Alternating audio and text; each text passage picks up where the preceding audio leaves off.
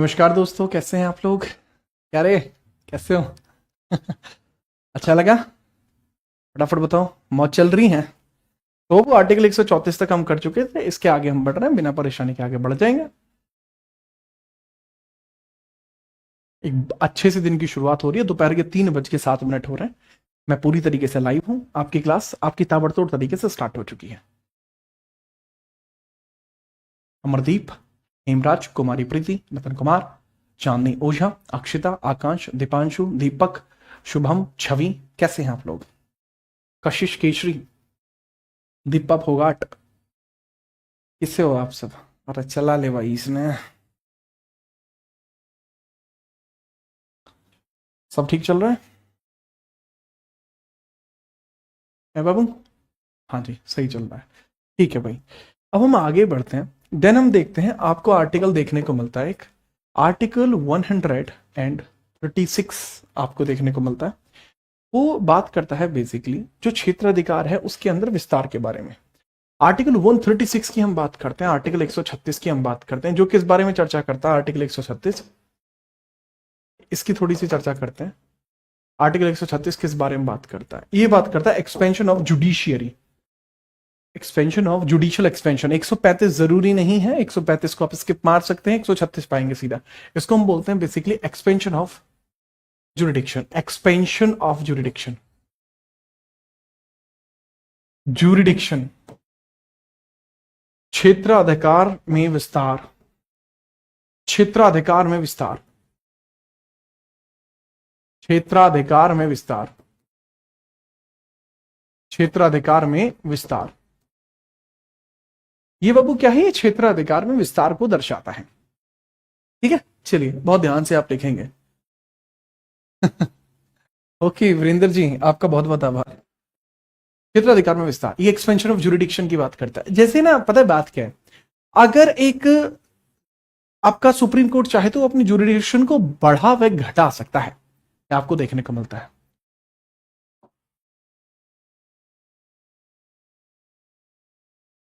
Article 137 ये किस बारे में बात करता है?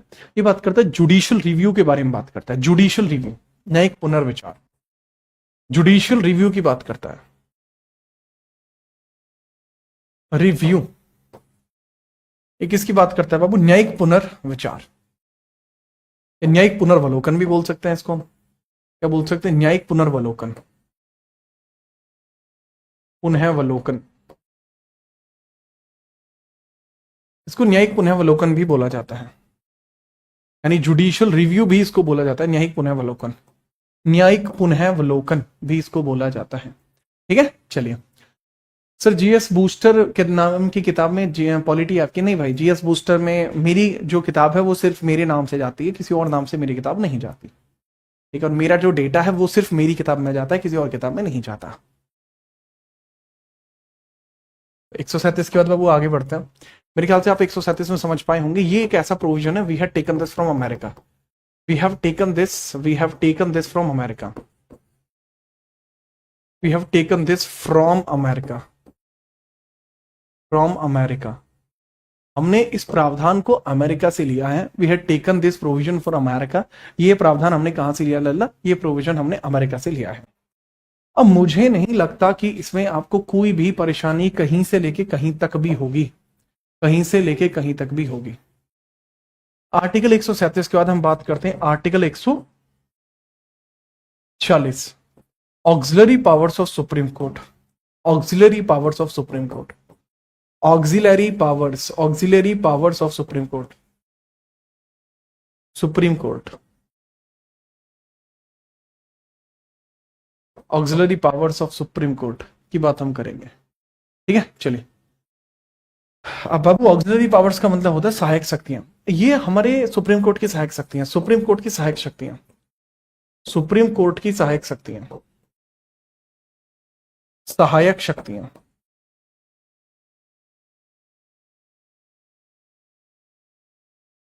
जो हमारा सुप्रीम कोर्ट है उसके पास अपने को सहायक शक्तियां होती हैं, बताई गई हैं। ठीक है, याद रखना। इसके बाद आपको देखने को मिलता है आर्टिकल 141, आर्टिकल 141, आर्टिकल 141, इसके बारे में बात करते हैं। ठीक है, चलिए। और 141 के अंदर क्या बताया गया है वो समझिएगा। आर्टिकल 141 के अंदर क्या बताया गया है वो थोड़ा समझना आती है। बता दीजिए सर, आर्टिकल 141 क्या कहता है? बाबूजी, आर्टिकल 141 बहुत जोर की बात करता है। आर्टिकल 141 बड़े प्यार से आपके पास आता है और आपसे कहता है कि भैया इसके अंदर बताएगा सुप्रीमेसी ऑफ सुप्रीम कोर्ट।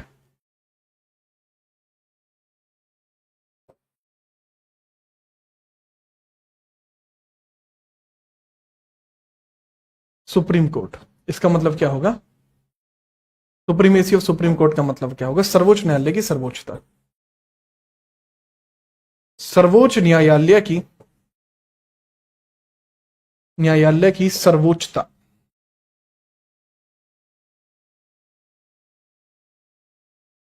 सर्वोच्च न्यायालय की सर्वोच्चता आपको देखने को मिल जाती है, यानी सुप्रीमेसी ऑफ सुप्रीम कोर्ट आपको इसमें इधर देखने को मिल जाता है। सर्वोच्च न्यायालय की सर्वोच्चता की जो जिक्र है वो आपको यहां पर हो जाता है।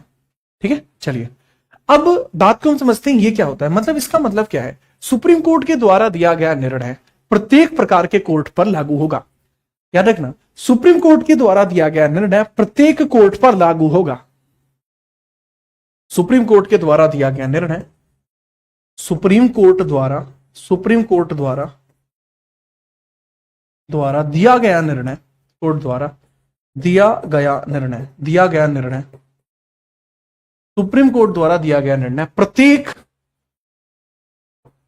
कोर्ट पर लागू होगा। प्रत्येक कोर्ट पर लागू होगा। प्रत्येक कोर्ट पर लागू होगा। इसको वैसे भी लिख सकते हैं, सुप्रीम कोर्ट द्वारा दिया निर्णय प्रत्येक कोर्ट पर लागू होगा। Decision by supreme court, decision by supreme court, decision by supreme court, supreme court, decision by supreme court will be, अब सब पे लागू होगा। विल बी इम्पोज्ड ऑन, तो मैंने क्या बोला है? Decision by supreme court will be imposed on each court in India, imposed on each court in India, each court in India, कि इंडिया के प्रत्येक कोर्ट पर ये जो है निर्भर करेगा। ठीक है, चलिए। सर आपको इतना टाइम नहीं मिल पा रहा है, आप सब टाइटल ही चेंज कर दे। मैं सब टाइटल चेंज नहीं करता।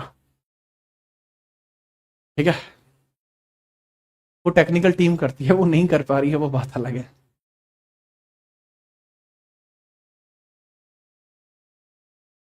बट कल ना हमारा एक मीटअप था यूपी पुलिस का, तो उसमें बच्चे आए, तो बच्चों का जो प्रेम भाव मोहब्बत थी मेरे प्रति वो मुझे बहुत बहुत अच्छी लगी।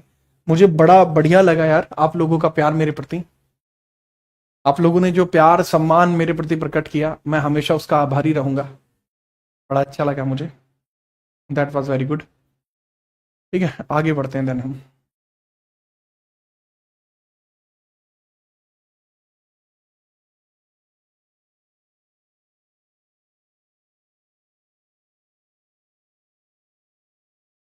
क्या हुआ हेमू? मगर राम राम भाई, लाडले राम राम भाई सौरभ। ठीक है, कोई नहीं, हिस्ट्री के नोट चल जाएंगे। इसके बाद अगर हम बात करें 141, अगर आपने देख लिया, इसके बाद आप लिखेंगे 143। ठीक है, चलिए। राहुल बाबू, बहुत सारी चीजें होती हैं जो मैं आपको नहीं बता सकता, वो इंटरनल कुछ बातें होती हैं। मुझे भी काफी बार कई चीजों का बुरा लगता है पर मैं कह नहीं सकता। आर्टिकल 141 के बाद आर्टिकल 142 की बात करते हैं। 142 समझिए, आर्टिकल 142 क्या कहता है। सॉरी, आर्टिकल 143 क्या कहता है? 143 आर्टिकल 143 में बताया गया सुप्रीम कोर्ट का परामर्श क्षेत्राधिकार, सुप्रीम कोर्ट का परामर्श क्षेत्राधिकार, परामर्श क्षेत्राधिकार, परामर्श क्षेत्राधिकार।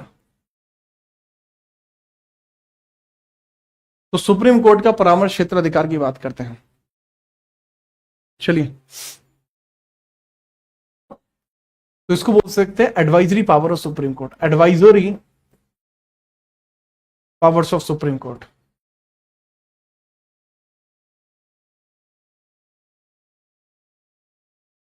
Advisory power of supreme court की हम बात करते हैं, ठीक है। चलिए,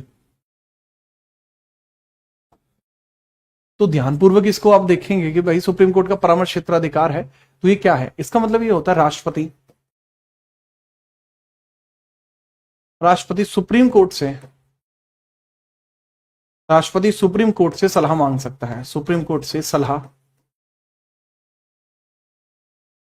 मांग सकता है।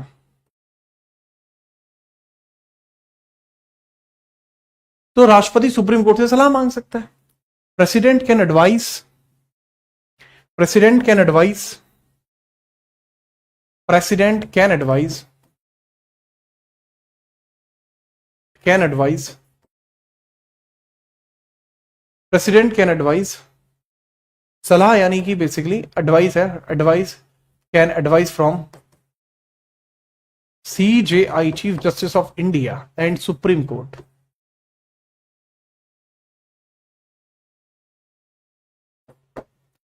तो राष्ट्रपति कोर्ट से सलाह मांग सकते हैं, ये इसमें लिखा हुआ है। सर आपने ये इवेंट की वीडियो नहीं डाली, बाबू कैमरामैन शूट नहीं कर पाया था मेरी वाली। वो जो डली थी वो बच्चों वगैरह नहीं डाली थी, जो जो बच्चे थे वहां पे उन्होंने ही बैठ के जो भी शूट किया था वो डाला गया था, मैं नहीं, मतलब मेरी वाली, बाकी कैमरामैन ने की थी।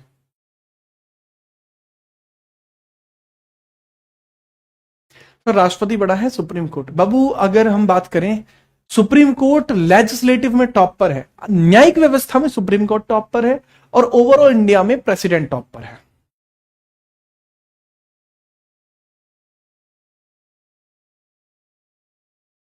आगे बढ़ते हैं बाबू, यहां पर यह आर्टिकल की एडवाइजरी खत्म होती है, ठीक है। लेकिन एक इसके अंदर डिस्प्यूटेड आर्टिकल है, विवादित आर्टिकल है, डिस्प्यूटेड आर्टिकल है। डिस्प्यूटेड आर्टिकल को मतलब है विवादित एक अनुच्छेद आपको देखने को मिलता है, विवादित अनुच्छेद आपको देखने को मिलता है, अनुच्छेद आपको देखने को मिलता है, विवादित अनुच्छेद देखने को मिलता है। तो इस विवादित अनुच्छेद के बारे में हम चर्चा करते हैं, ठीक है। डिस्प्यूटेड आर्टिकल यानी विवादित अनुच्छेद के बारे में देखने को मिलता है, और डिस्प्यूटेड आर्टिकल में आता है आपका 147। अब 147 में क्या लिखा हुआ है वो आप समझेंगे और लिखेंगे कि आर्टिकल 147 में क्या लिखा हुआ है, बताइए। आर्टिकल 147 बेसिकली बात करता है, आर्टिकल 147 बेसिकली बात करता है किस बारे में, कि यदि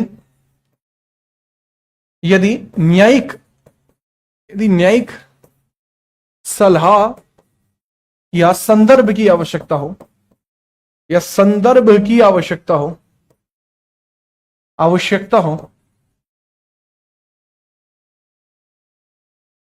यदि न्यायिक सलाह या संदर्भ की आवश्यकता हो, तब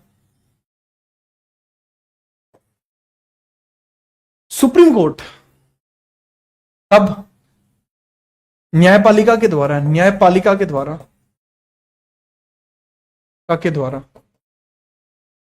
1935 ब्रिटिश एक्ट की सलाह ली जा सकती है, British Government of India act से संदर्भ लिया जा सकता है, लेना संभव है, इसलिए विवादित है।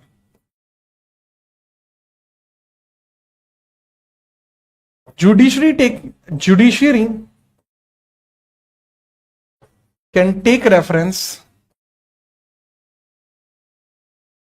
From 1935 British Government of India Act, Government of India act.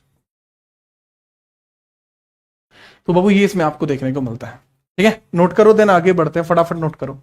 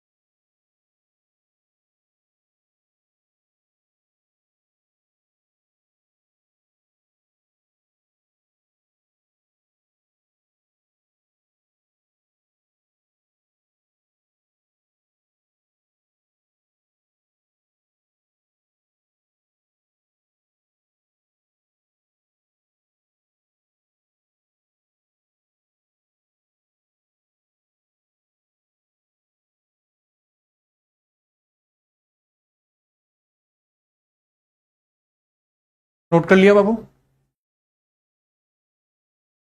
ठीक है, चलिए।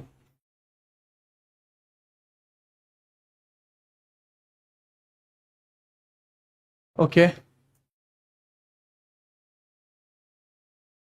अगर सुप्रीम कोर्ट से पीएम कुछ बोलता है तो बात मानी जाएगी, नहीं मानी जाएगी?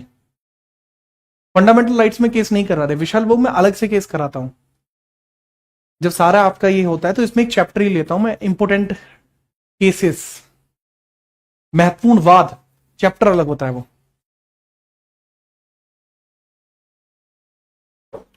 अब हम बात करते हैं बाबू यहाँ कैग के बारे में, कंट्रोलर एंड ऑडिटर जनरल के बारे में। कैग के बारे में बात करते हैं, नियंत्रक व महालेखा परीक्षक।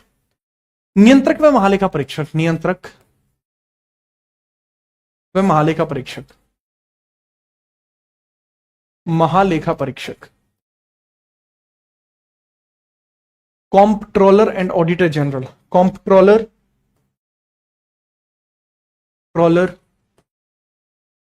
And auditor general, and auditor general, auditor general, comptroller and auditor general की हम बात करेंगे। Comptroller and auditor general. तो बच्चे इसमें ना आपको देखने को मिलता है, कैग के टाइम पर आपको देखने को मिलता है कि भैया आर्टिकल कौन कौन से हैं। तो आर्टिकल 148 से लेके आर्टिकल 151 आपको देखने को मिलता है, 148 से 151 आपको देखने को मिलते हैं। अब हम इसके बारे में चर्चा करते हैं, आर्टिकल 148 क्या कहता है। Put the heading article 148। 148 किस बारे में चर्चा करेगा? चलिए चर्चा करते हैं आर्टिकल 148 के बारे में। इसमें बताया गया कैग के पद का होना, कैग के पद का होना। भारत में एक लोक लेखन के लिए एक पद होगा जो कैग कहलाएगा। भारत में लोक लेखन के लिए, ऑडिट के लिए, लेखन के लिए कैग का पद होगा, कैग का पद होगा। There shall be a post of CAG in India, there shall be a post of CAG in India, जिसकी नियुक्ति कौन करेगा? नियुक्ति राष्ट्रपति द्वारा होगी, राष्ट्रपति द्वारा होगी। अगर हम बात करें, there shall be a post of CAG in India appointed by president, there shall B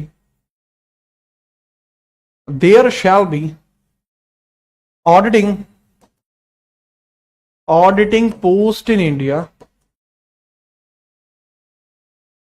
there shall be auditing post in India, there shall be auditing post in India।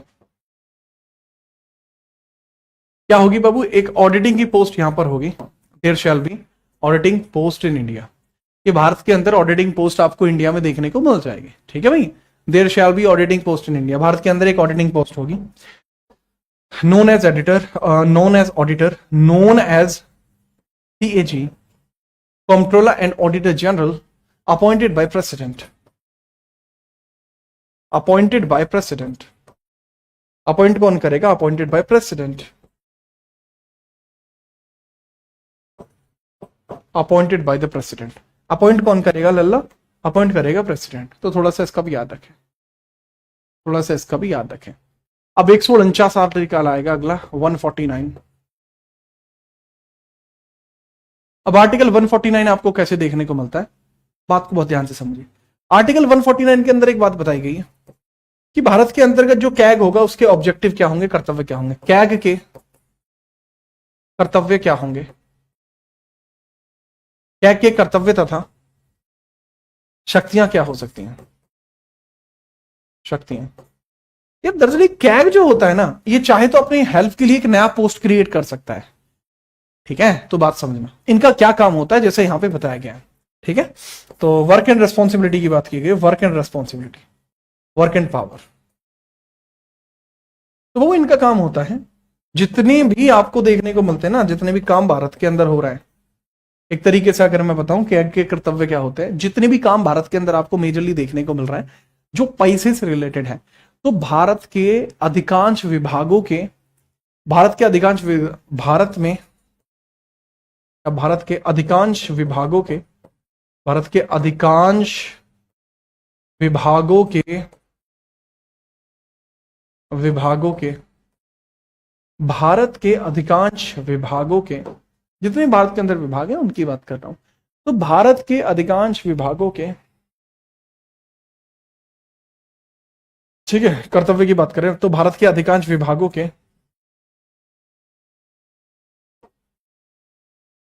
खर्चों को निरूपित करना, खर्चों यानी व्ययों को, व्ययों को निरूपित करना और रिपोर्ट बनाना, निरूपित करना और रिपोर्ट बनाना, रिपोर्ट बनाना, बनाना लिख सकते हैं। To audit the expenses of departments in India, to audit expenses of department of India, department of India, ठीक है, तो इसके बारे में थोड़ा सा याद रखना, ठीक है। चलो बाबू, इसके बाद आपको देखने को मिलता है आर्टिकल 150, आर्टिकल 150, इसके बारे में चर्चा कीजिए। आर्टिकल 150 क्या कहता है? तो आर्टिकल 150 की अब हम बात करें तो आर्टिकल 150 क्या कहता है? आर्टिकल 150 में हम देखते हैं क्या है। इसके अंदर बताया गया राज्य व्यय, जो हमारा स्टेट है, राज्य है ना, तो राज्य के अधीन और केंद्र के अधीन लोक लेखाओं का एक अलग रूप होता है। राज्य व्यय, राज्य व्यय केंद्र के मध्य, केंद्र के मध्य लेखाओं का स्वरूप, लेखाओं का स्वरूप, स्वरूप आपको देखने को मिलता है, तो इसको भी समझेंगे। Form of audits between, audits between centre and state, centre and state,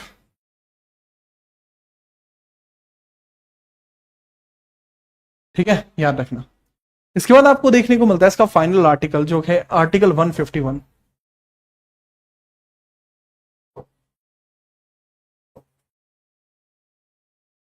article 151 आपको देखने को मिलता है, जो कुछ इस भांति कार्य करता है कि भारत के अंतर्गत आपको कई सारी चीजें देखने को मिलती हैं, जिनमें से एक आर्टिकल 151 है। और आर्टिकल 151 के अंदर क्या लिखा हुआ है?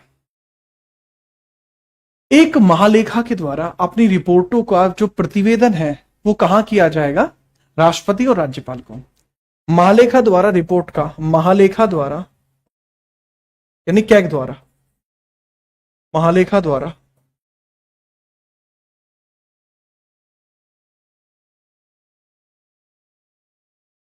महालेखा द्वारा रिपोर्ट को, महालेखा द्वारा रिपोर्ट को राष्ट्रपति तथा राज्यपाल को सौंपना, तथा राज्यपाल को सौंपना, सौंपना,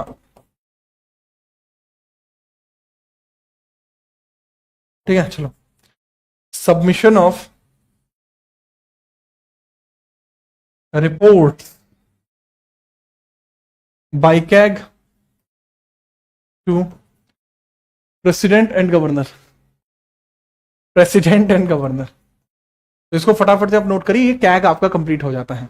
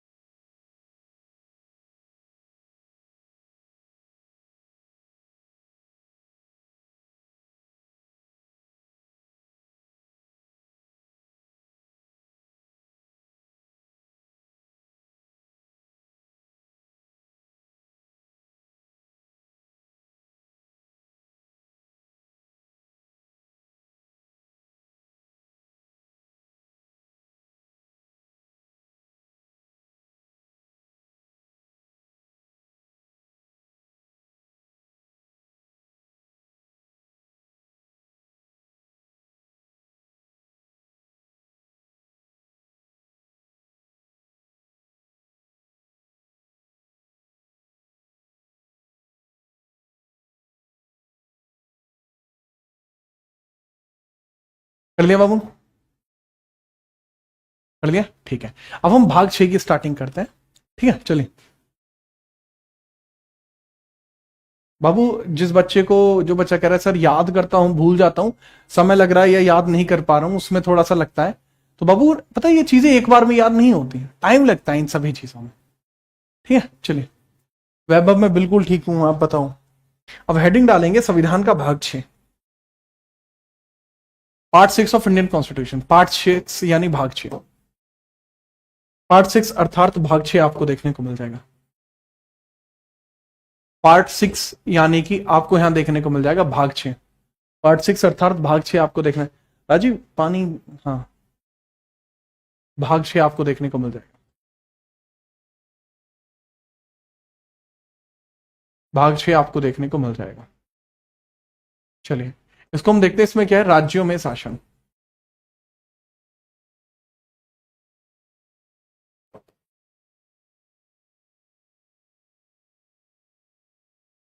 राज्यों में शासन, राज्यों में शासन, रूल इन स्टेट।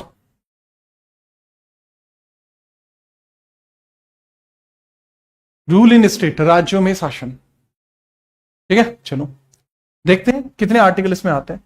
बाबू 152 से लेके 237 आर्टिकल आते हैं। अब जब जब मैं शासन की बात करता हूं वो 3 हिस्सों में बढ़ जाता है कि भाई मैं शासन की बात करूं तो सीधी सी बात है वो 3 हिस्सों में बटेगा। तो अगर हम इन 3 हिस्सों की बात करें तो वो किस प्रकार से हैं उनको देख लीजिए। उन 3 हिस्सों की हम बात करते हैं। पहला आपको देखने को मिलता है कार्यकारी यानी एग्जीक्यूटिव, कार्यकारी अर्थात एग्जीक्यूटिव, कार्यकारी अर्थात एग्जीक्यूटिव।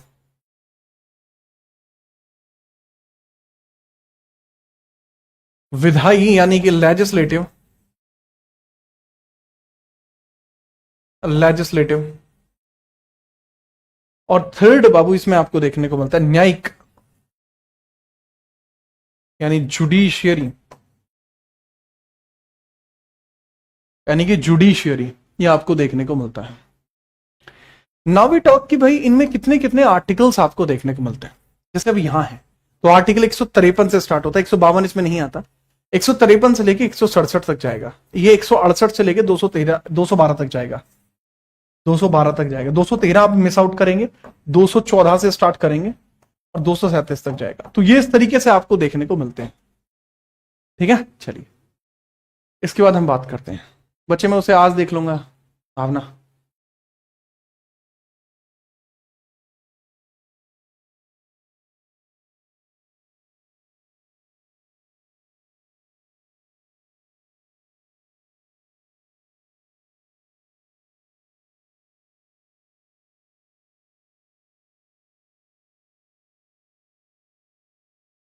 ठीक है, चलिए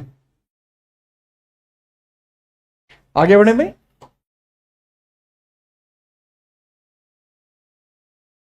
अब जैसे यहां पर कौन कौन आपको देखने को मिल जाएंगे, जैसे राज्यपाल, राज्यपाल देखने को मिलते हैं, गवर्नर, प्रधानमंत्री, जो कि सॉरी मुख्यमंत्री, सीएम, इसकी काउंसिल होती है, महाधिवक्ता होता है। काउंसिल होती है नहीं, मंत्री परिषद होता है, महाअधिवक्ता होता है, एडवोकेट जनरल, महाधिवक्ता, एडवोकेट जनरल,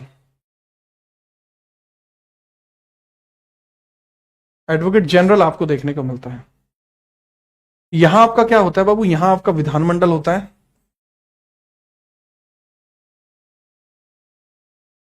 विधानमंडल के बाद इसमें आपको फिर राज्यसभा, मतलब सॉरी विधान परिषद, विधानसभा आपको देखने को मिलता है। ठीक है, तो ये थोड़ा आपको देखने को मिल जाता है, याद रखना। फिर वही इसके अधिकारी आपको देखने को मिल जाते हैं, ऑफिसर्स, ऑफिसर्स आपको देखने को मिल जाते हैं। और अधिकारी के बाद जो आपको देखने को मिलते हैं वो कौन है बाबू, इसकी प्रक्रिया यानी प्रोसीजर्स।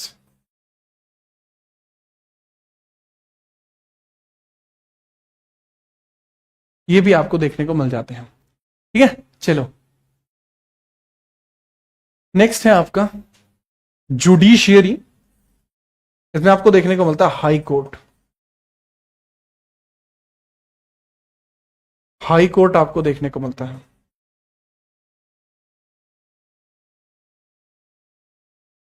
ठीक है, अब इसमें सबसे पहले हम 152 देखेंगे। 152 आपका क्या है? Article 152, article 152।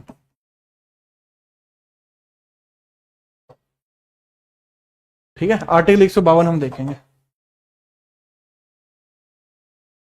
अब आर्टिकल 152 किस बारे में चर्चा करता है? नव वी टॉक अबाउट कि भाई आर्टिकल 152 है वो किस बारे में चर्चा करेगा, इसके बारे में थोड़ी चर्चा कर लेते हैं हमारे साहब। और अब भाई जी अगर जो भी बात है ना इसमें, ये आर्टिकल 152 में है, तो इसमें एक बात बहुत साफ दी गई है कि भाई साहब इसमें लिखा गया है राज्य का प्रशासन, राज्य का प्रशासन, राज्य का प्रशासन भाग 6 के अनुसार होगा, भाग 6 के अनुसार होगा, अनुसार होगा। राज्य का प्रशासन भाग 6 के अनुसार होगा। Administration of state by part 6, administration of state under part 6। अच्छा, इसके अंदर एग्जाम्पल के तौर पर आपको कुछ देखने को मिलता है आर्टिकल 152 एग्जाम्पल, और समझ लीजिए, या एक्सेप्शन देख लीजिए इसमें। एक्सेप्शन,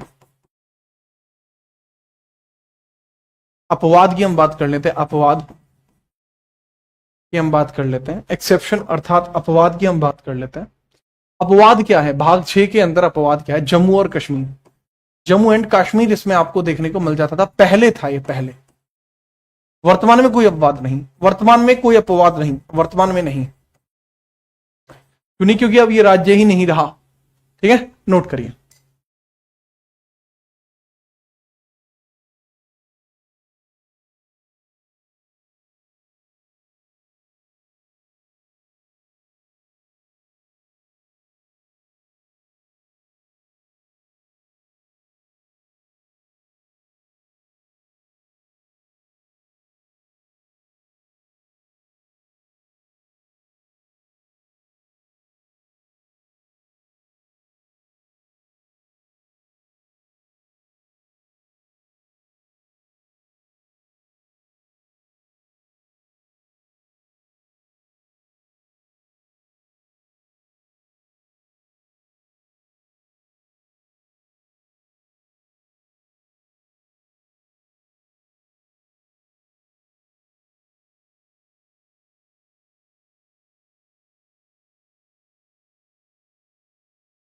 हाँ भाई, कर दिया, बहुत बढ़िया, बहुत जोर की बात है भाई। लो फिर आकाशवाणी तक अगली आवाज। Note note note note, very good. अब हम बात करेंगे बाबू राज्य में एग्जीक्यूटिव जो है, एग्जीक्यूटिव ऑफ स्टेट की हम बात करेंगे। गवर्नर कैसे बनते हैं, कब बनते हैं, क्यों बनते हैं, उसकी हम बात करेंगे।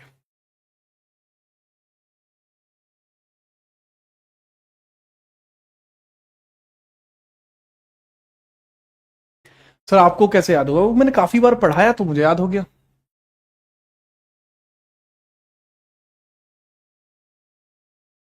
आगे बढ़ते हैं। एग्जीक्यूटिव ऑफ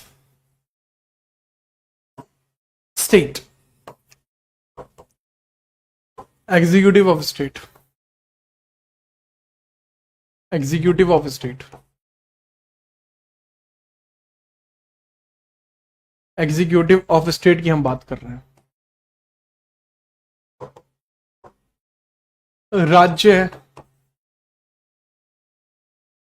की कार्यपालिका, राज्य की कार्यपालिका, हम इसकी चर्चा करते हैं। तो इसमें सबसे पहले ना आपका एक पोस्ट आता है जो लाइक राज्यपाल है, तो उसी की बात करते हैं। राज्यपाल आर्टिकल 163 से लेकर, आर्टिकल 153 से लेकर 161 तक, 161 तक इसी का उल्लेखीकरण है पूरे में। तो पहले सबसे बात की गई है आर्टिकल 153 की। यह बताया गया राज्यपाल के बारे में क्या है कैसे है। तो बड़ा सिंपल से इसमें बात बताया गया कि भारत में एक राज्यपाल का पद होगा। भारत में राज्यपाल का एक पद होगा, राज्यपाल का एक पद होगा, एक पद होगा। There shall be a post of governor in India, there shall be a post of governor in India, there shall be a post of governor in India,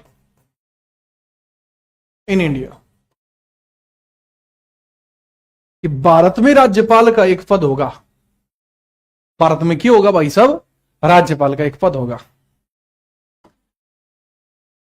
अब ये है आर्टिकल 153 में, तो इसको उसी तरीके से देखेंगे। प्रत्येक राज्य में यह प्रत्येक राज्य में होगा,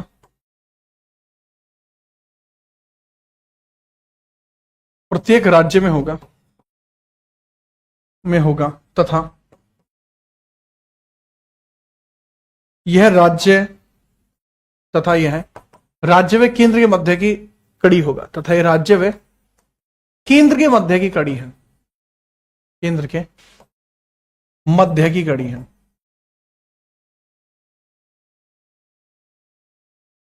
कड़ी होगा क्या? This is basically he will be important between centre and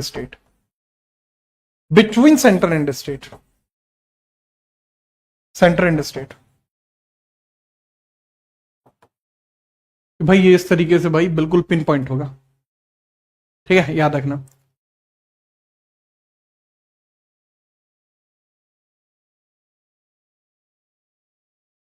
बिल्कुल बिल्कुल पंडित जी, बिल्कुल।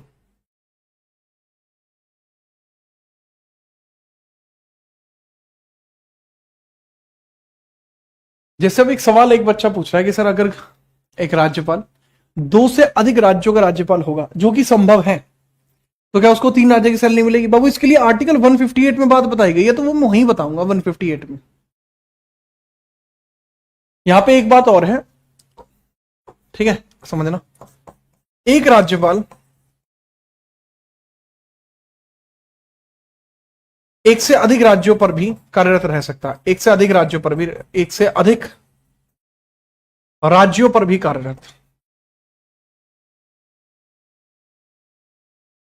कार्यरत रह सकता है।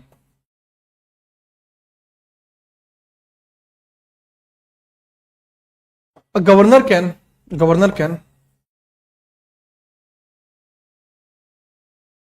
Can hold the work of more than 2 states, 2 से अधिक राज्यों का भी कार्य को वो संभाल सकता है। ये बात उसमें लिखी हुई है।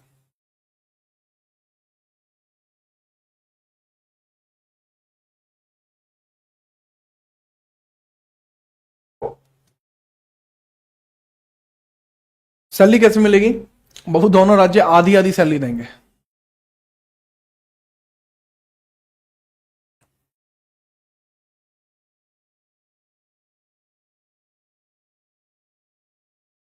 राज्यपाल मृत्यु क्षमा नहीं कर सकता सूरज। आर्टिकल 161 में ऐसा कुछ नहीं लिखा है कि वो मृत्यु क्षमा कर सकता है। पूछा जा सकता है ये प्रावधान कहां से लिया गया, तो मैं आपको बता दूं, भारत में राज्यपाल का एक पद होगा। यह प्रावधान सर्वप्रथम,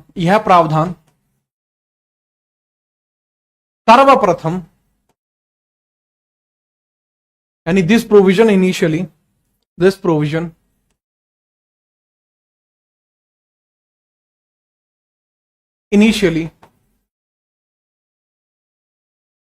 ये जो प्रोविजन है वो इनिशियली कहां पे था लल्ला? सर जी ये जो प्रोविजन था ना वो इनिशियली आपको देखने को मिलता है। दिस प्रोविजन इनिशियली एट कहां पर था? तो प्रारंभिक तौर पर अगर हम देखेंगे तो ये जो प्रावधान था ना, ये सर्वप्रथम 1935 एक्ट में था, 1935 एक्ट में था, बट लेटर ऑन, बट इसकी शक्तियां जो इसकी आपको देखने को मिलते हैं, पावर्स जो इसके आपको देखने को मिलते हैं, वो आप समझ ही सकते हैं पावर्स इसके कहां से आपको देखने को मिल रहा है। सर ये कनाडा से लिया गया है, कनाडा से इसके प्रावधान लिए गए, कनाडा से इसके प्रावधान लिए गए हैं। जो इसके प्रावधान है वो कहां से लिए गए, कनाडा से इसके प्रावधान लिए गए हैं। ठीक है, याद रखना।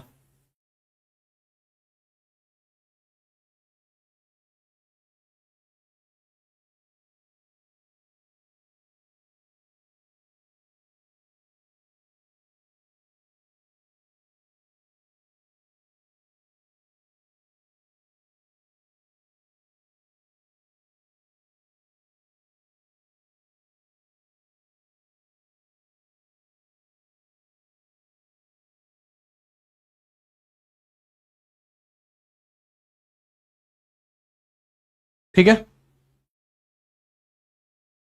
बात खत्म, कोई परेशानी नहीं होगी। I hope you understand the point. ठीक है, आर्टिकल 154 में आप देख लीजिए, राज्य की कार्यकारी शक्तियां इसी में होंगी, राज्य की कार्यकारी शक्तियां राज्यपाल में होंगी, कार्यकारी शक्तियां राज्यपाल में होंगी, राज्यपाल में होंगी। तो राज्य की जो भी एग्जीक्यूटिव पावर्स होंगी वो राज्यपाल में होंगे। Executive power of a state in governor, executive power of a state in governor, state in governor, governor में होंगी। ठीक है, याद रखिएगा। तो आज के लिए इतना ही, ठीक है, आज के लिए इतना ही। अब हम कल मिलेंगे, कल इससे आगे शुरू करेंगे। ठीक है, आपके जो डाउट है उनको कल देख लेंगे। हेमराज कह रहा है गवर्नर एंग्री क्यों होता है, एंग्री नहीं होता, खुश रहता है, खुश रहता है। ठीक है, जय हिंद।